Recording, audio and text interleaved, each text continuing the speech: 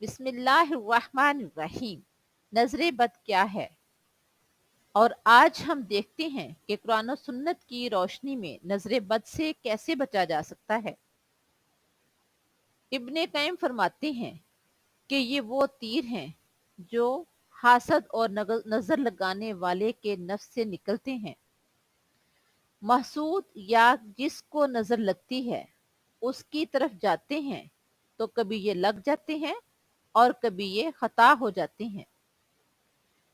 اللہ تعالیٰ نے انسانی نظر میں ایسی طاقت رکھ دی ہے جو جا کر دوسرے پر اثر انداز ہوتی ہے۔ اس سے بعض دفعہ بیماری لگ جاتی ہے اور بعض دفعہ احادیث کے مطابق موت بھی واقع ہو جاتی ہے۔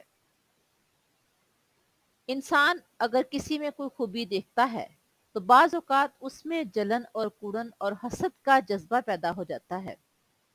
اس جلن، کوڑن اور حسد کی وجہ سے جو اس کے اندر پیدا ہوتی ہے، جو اس کی نظروں کے ذریعے دوسرے کی طرف ٹرانسفر ہوتی ہے، وہی نظر بد ہے۔ جس طرح اگر ہمیں کسی سے پیار ہے، کسی سے محبت ہے، تو بعض دفعہ ہم اپنے منہ سے اظہار نہ بھی کریں تو نظروں سے ہی پتہ چل جاتا ہے، اور اسی طرح اگر کسی سے نفرت ہے تو نہ بھی کہیں تو نظروں سے ہی پتہ چل جاتا ہے۔ سیدنا ابو ہریرہ رضی اللہ عنہ سے روایت ہے، وہ فرماتے ہیں کہ نبی کریم صلی اللہ علیہ وآلہ وسلم نے فرمایا، العین حق، نظر لگنا برحق ہے۔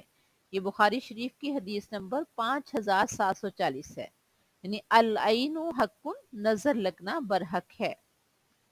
سیدنا ابو ذر رضی اللہ عنہ سے روایت ہے، وہ فرماتے ہیں کہ آپ صلی اللہ علیہ وآلہ وسلم نے فرمایا، ان العین لطولی الرجل باذن اللہ حتی یسعد حالکا ثم یتردى منہ۔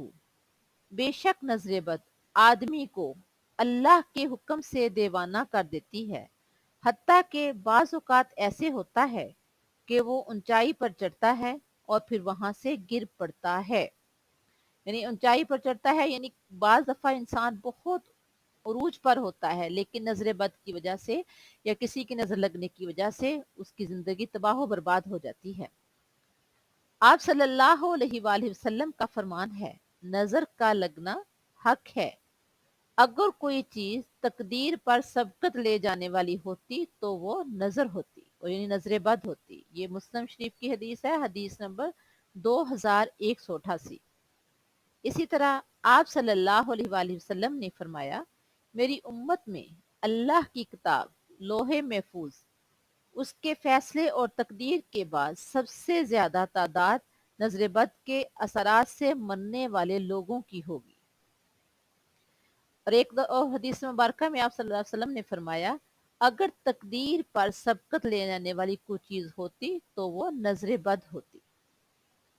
آپ صلی اللہ علیہ وسلم کی ایک اور حدیث مبارکہ ہے، نظر بد ایک اچھے بھلے انسان کو قبر میں اور اونٹ کو ہنڈیا میں داخل کر دیتی ہے۔ ایک اور حدیث کے الفاظ اس طرح سے ہیں، آپ صلی اللہ علیہ وآلہ وسلم نے فرمایا، قیامت کے نزدیک اونٹ اور نوجوان اکثر قبروں میں نظر بد کی وجہ سے جائیں گے۔ یعنی نظر بد کی وجہ سے انسان کو بہت زیادہ نقصان ہو جاتا ہے۔ بعض دفعہ انسان کو اپنی بھی نظر لگ سکتی ہے، جیسا کہ اللہ تعالیٰ نے قرآن پاک میں فرمایا ہے، وَلَوْلَا إِذْ دَخَلْتَ جَنَّتَكَ قُلْتَ مَا شَاءَ اللَّهُ، اور جب تو اپنے باغ میں داخل ہوا تھا تو تم نے کیوں نہیں کہا ماشاء اللہ، لا قوت الا باللہ، اللہ کے علاوہ کسی کو قوت نہیں۔ یعنی اگر ہم اپنی کوئی چیز دیکھتے ہیں یا کسی کی کوئی چیز دیکھتے ہیں تو ہمیں ماشاء اللہ لا قوت الا باللہ پڑھنا چاہیے۔ یعنی کسی کی نظر سے بچنے کے لیے یا اپنی ہی نظر سے بچنے کے لیے ہمیں کیا پڑھنا چاہیے؟ ماشاء اللہ لا قوت الا باللہ۔ نظر برحق ہے، اس کا ثبوت ہمیں قرآن کریم کی آیت مبارکہ سے بھی ملتا ہے۔ حضرت یعقوب علیہ السلام جب انہوں نے اپنے بیٹوں کو 11 بیٹے تھے ان کو بھیجا ہے تو ان کو ڈر تھا کہ خوبصورت نوجوان شکلیں ملتی جلتی ہیں، کٹھے جا رہے ہیں، کہیں ان کو کسی کی نظر نہ لگ جائے۔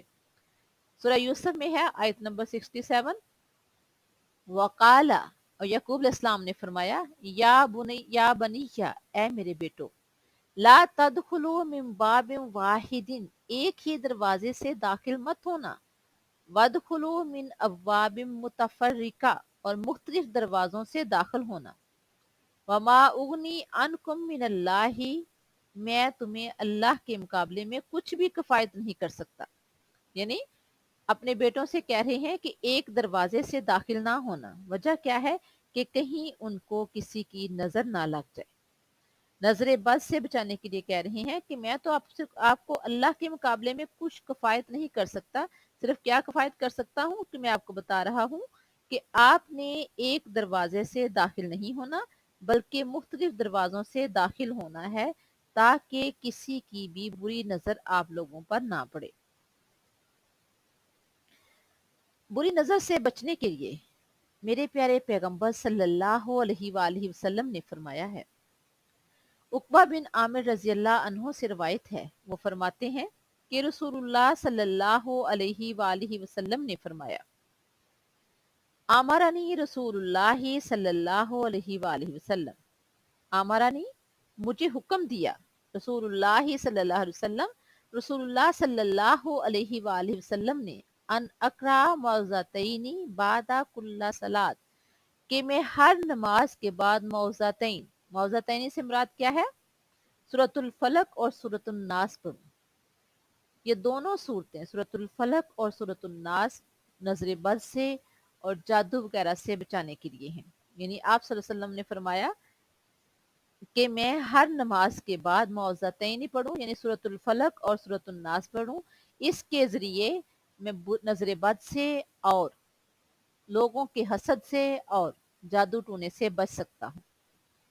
अबू सईद खुदरी रजी अल्लाह अन्हु से रवायत है, वो फरमाते हैं कि रसूलुल्लाह सल्लल्लाहु अलैहि वसल्लम जिन्नों और इंसानों की नजर बद से पनाह मांगा करते थे, यहाँ तक के मौज़तैन यानी सूरतुल फलक और सूरतुल नास नाज़िल हुई। जब ये दोनों सूरतें नाज़िल हुई तो आप सल्लल्लाहु अलैहि वसल्लम ने इन्हें पढ़ना शुरू कर दिया और इनके अलावा सब कुछ तर्क कर दिया। यह तिरमिज़ी शरीफ की हदीस नंबर 2058 है। यानी सूरतुल फलक और सूरतुल नास पढ़नी चाहिए। नजर बद से बचने के लिए सूरतुल फलक और सूरतुल नास पढ़नी चाहिए। और अगर हम किसी की अच्छी चीज को देखते हैं या अपनी ही किसी अच्छी चीज को देखते हैं तो हमें माशा अल्लाह ला कुव्वता इल्ला बिल्ला पढ़ना चाहिए। और इसी तरह से हर नमाज के बाद सूरतुल फलक और सूरतुल नास पढ़नी चाहिए। आप सल्लल्लाहु अलैहि वसल्लम की हदीस मुबारका के मुताबिक नजर बद से बचने के लिए ये बेहतरीन अमल है। सूरतुल फलक और सूरतुल नास हर नमाज के बाद ये दोनों सूरतें पढ़ने का आप सल्लल्लाहु अलैहि वसल्लम ने हुक्म दिया है। अल्लाह ताला से दुआ है कि अल्लाह ताला हमें सही तौर पर मुसलमान बनने की तौफीक अता फरमाए, हमें नजर बद से बचाए और अपनी भी नजर बद से और दूसरों की नजर बद से बचने की तौफीक अता फरमाए। अल्लाह ताला अपने हिफ्ज़ ईमान में रखे, तमाम मुसलमानों को नजर बद से बचाए, तमाम को अपने हिफ्ज़ ईमान में रखते हुए हम सब की हिफाजत फरमाए। आमीन या रब्बल आलमीन। अस्सलामु अलैकुम व रहमतुल्लाह।